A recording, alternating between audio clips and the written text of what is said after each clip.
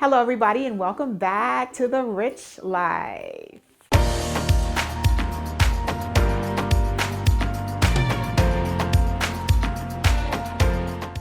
This is the first in a two-part series that I'm doing on how I make some of my favorite Christmas decorations that I featured in my Christmas home tour. So if you haven't checked that out, make sure you do. First up is my Fringe tree. I featured this one in my glittered Christmas cone tree tutorial last year, and I got a lot of people asking me, how do I make that one over there? Not the one I was focused on, but how do I make that one? So today I'm showing you how I make this gorgeous tree, and believe it or not, it only takes a few simple steps and some really easy to find materials. The hardest thing will be the fringe, which you're gonna find at your local fabric store, but other than that, everything else is really super simple. If I can do this, you can too. First up, you'll need your paper mache cone. This one is about 14 inches. You can buy these from any craft store. Actually, I buy mine online in bulk because I use so many of these each year to decorate our home.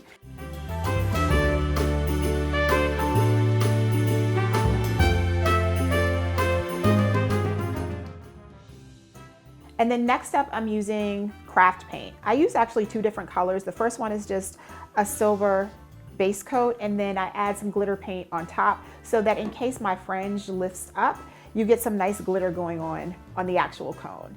And then of course you'll need your fringe. Again, you can buy this from any fabric store, any kind of fringe you like. Believe it or not, it takes a lot of fringe to go around this cone. So keep that in mind when you're buying your own. And then, of course, you'll need scissors to cut your fringe. And then we're going to use a hot glue gun to adhere the fringe to the cone. And then last but not least, I just bought these decorative berries from the craft store in the section where they have all the things you put inside your wreath for Christmas. So what I'm gonna do is actually break off these pieces and put them on the top to finish off the look. When you're painting, you want to use nice even strokes so that you coat the entire cone. Not too much, but not too little either. All right, so our cone is nice and dry. Look how gorgeous this looks. I'm just gonna add a little more bling to it though with my glitter paint. Now this is kind of chunky, so what I'm gonna do is one coat, and then I'm gonna see how that looks dry. And then sometimes I use another coat. You probably will want to as well, but make sure you let each coat of paint dry completely before you add another coat. So this one is super dry. I'm ready now to add my glitter paint.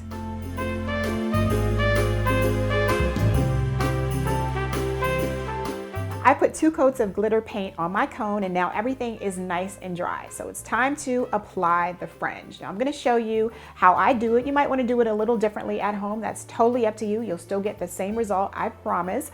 But what I like to do is wrap my fringe around, starting at about 1.5 inches above the bottom, just so that it's falling nicely here at the bottom. And then I'm gonna start at my bottom layer, and then I'm going to just cut right here.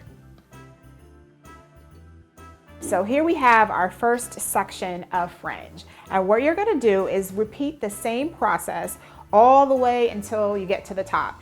Each section should be maybe about 1 inch to 1.5 inches, depending on how generous you feel with the fringe, but no more than that.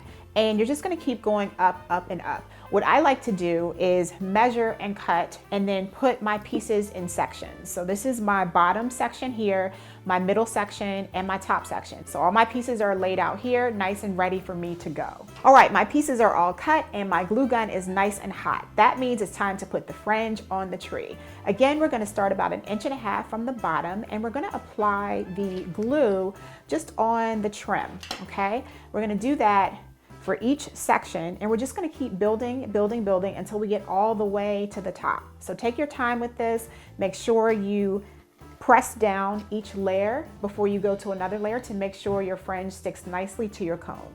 So I just noticed that my layer is a little uneven, and that's okay because we have so many layers of fringe. As long as it's not terribly uneven, that's okay. We can easily disguise it with the next layer.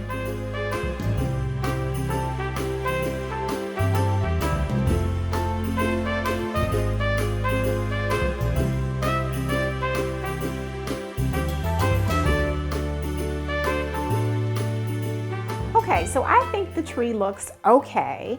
You know me, I always like to keep things a little fancy. So what I want to do now is go back and add a few additional layers. That's why I have you do an inch or inch and a half in the beginning, so that if you want to add more fringe to your tree afterwards, if you look at it and say, you know, I think I want a little bit more, you can totally do that. I'm going to start at the bottom, and then I'm going to add some layers, maybe about 3 or 4 throughout the tree, just to make it a little fuller and to hide some of the empty spaces. So I'll be right back. So I'm satisfied with my fringe tree. The last thing I have to do is put my topper on. And what I do really is just cut off pieces from here and put them on the top of the tree. No particular method to my madness. I just kind of play around with it until I have a design I like. The biggest thing though is that I need to be, and you need to be, discreet when you use your glue. You don't want a whole lot of glue on top of your tree. So just make sure you kind of nip and tuck here to have a nice finished look.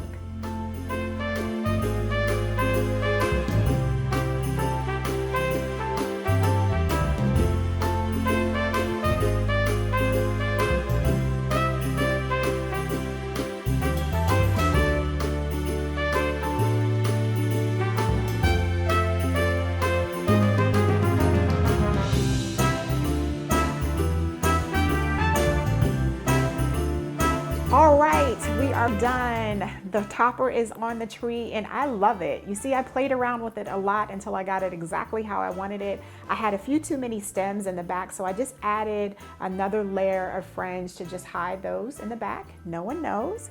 And wow, I'm so happy I showed this to you guys. It is so super easy to make. I hope you try it at home. And as always, I hope you let me know how it goes. Send me pics too.